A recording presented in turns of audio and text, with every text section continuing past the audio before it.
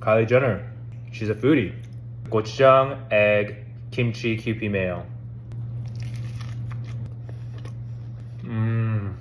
Kimchi and boiled egg go so well together.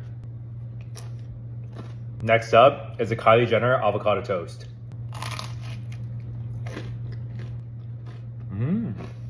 Okay. I didn't think the honey and the avocado would go well together.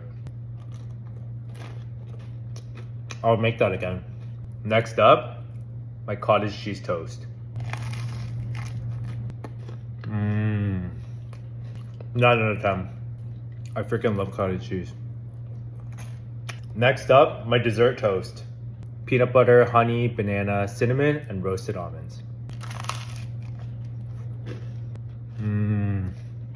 The perfect dessert toast.